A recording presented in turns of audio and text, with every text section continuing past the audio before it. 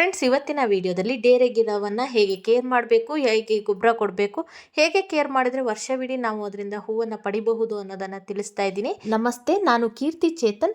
ಗಾರ್ಡನ್ನಲ್ಲಿರುವ beautiful ಫ್ಲವರ್ಸ್ಗಳ ಬಗ್ಗೆ ಹಾಗೆ ಗಿಡಗಳ ಬಗ್ಗೆ ವಿಡಿಯೋಸ್ಗಳನ್ನು ಹೊಂದಿರುವ ಒಂದು ಬ್ಯೂಟಿಫುಲ್ ಚಾನೆಲ್ ನಮ್ಮದು, ಕೀರ್ತಿ ಚೇತನ್ ಇನ್ ಕನ್ನಡ. ಇವತ್ತಿನ ಟಾಪಿಕ್ ಡೇರೆ ಹೂ.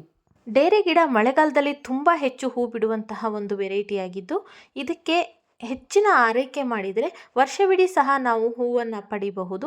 ಚಳಿಗಾಲ ಮುಗಿದ್ರೂ ಸಹ ಈ ಫೆಬ್ರವರಿಯಲ್ಲಿ ಸಹ ನಮ್ಮ ಡೇರೆ ಗಿಡದಲ್ಲಿ ಮೊಗ್ಗಾಗಿ ಹೂವಾಗ್ತಾ ಇದೆ. ಇದಕ್ಕೆ ನಾನೇನು ಕೇರ್ ತಗೊಳ್ತೀನಿ ಅನ್ನೋದನ್ನು ನಿಮಗೆ ತಿಳಿಸ್ತಾ ಇದ್ದೀನಿ. ಮೊದಲನೇದಾಗಿ, ಈ ಗಿಡದ ಮಣ್ಣು ಯಾವಾಗಲೂ ತೇವವಾಗಿರಬೇಕು. ಹಾಗಂತ ಅತಿಯಾಗಿ ನೀರು ನಿಂತ್ಕೊಳ್ಬಾರ್ದು. ಪಾಟಲ್ಲೇ ಬೆಳೆಸ್ತಾ ಇದ್ದರೆ ನೀವು ಮೇಲ್ಗಡೆ ಇರುವಂತಹ ಮಣ್ಣು ಒಣಗಿದಂತೆ ಕಂಡಾಗ ನೀರನ್ನು ಹಾಕಬೇಕು.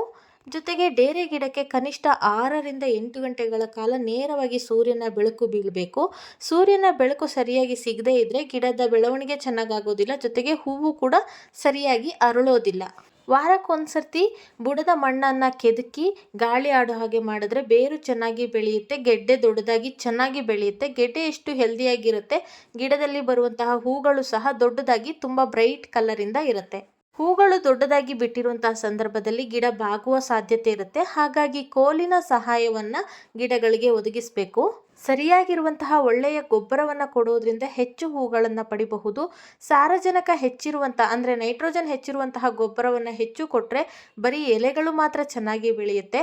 ಅದರ ಬದಲಾಗಿ ಫಾಸ್ಫರಸ್ ಮತ್ತು ಪೊಟ್ಯಾಷಿಯಂ ಹೆಚ್ಚಿರುವಂತಹ ಗೊಬ್ಬರಗಳನ್ನು ಕೊಡೋದ್ರಿಂದ ಜಾಸ್ತಿ ಹೂವನ್ನು ಪಡಿಬಹುದು. ಹೆಚ್ಚು ಆರ್ಗ್ಯಾನಿಕ್ ಗೊಬ್ಬರಗಳನ್ನು ಕೊಡಿ, ಗಿಡದ ಬಾಳಿಕೆ ಚೆನ್ನಾಗಿ ಬರುತ್ತೆ. ಪ್ರತಿ 15 ದಿನಕ್ಕೊಂದ್ಸರ್ತಿ ವರ್ಮಿ ಕಂಪೋಸ್ಟನ್ನು ಕೊಡೋದ್ರಿಂದ ಹೆಚ್ಚು ಹೂವನ್ನು ಪಡಿಬಹುದು.